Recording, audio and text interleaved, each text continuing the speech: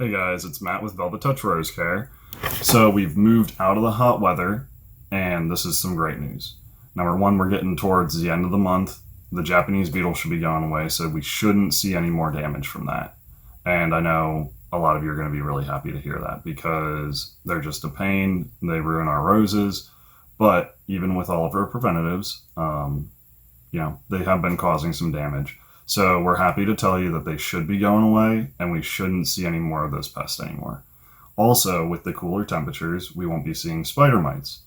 That means that all of our recovery progress on your plants can really jump forward. And as we get out of this hot weather and the summer starts to end, then the roses will be coming back with everything we're doing for them. So that's the great news, is these two pests are getting out of here and we won't have to deal with them anymore.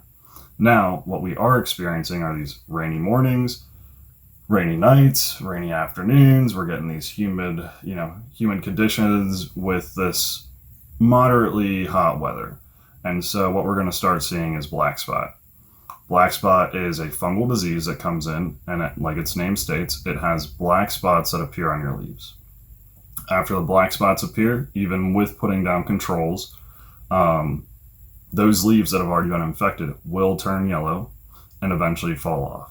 Usually we start to see this at the base of the plants first, where they're more crowded, more density, and they don't get as good of airflow to dry out as rapidly. So you can kind of see the bottom of your plants become a little bare. And if most of the plant becomes bare, then we'll take the similar preventatives that we did with spider mite damage. We cut them back to a certain height so that when they start pushing new growth, they look fuller and they don't look quite so scraggly. But the great news with black spot is you can still get rose production even if you lose some leaves, which means that we shouldn't see as much of an impedance on your actual roses unless we have to do cutbacks.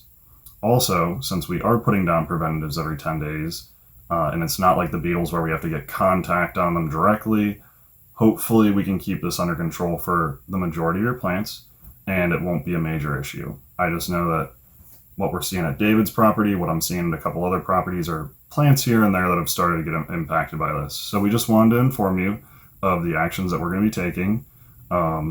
Maybe some cutback on a couple plants that get really hit hard with this disease, and then we'll be doing the fertilizer. We also are putting fertilizer into all of our sprays. We know at this time of year, after a very hot, stressful summer, the plants can kind of look washed out and not as healthy, not as green, and so we're putting in a foliar fertilizer. Number one, it's just going to give the plant energy and nutrients. Number two, it's just going to help green them back up. And so we're doing all this for you guys, and if you have any questions, concerns, just give me a call or email me, Matt at velvettouchrosecare.com. Our phone number is 301-502-4398.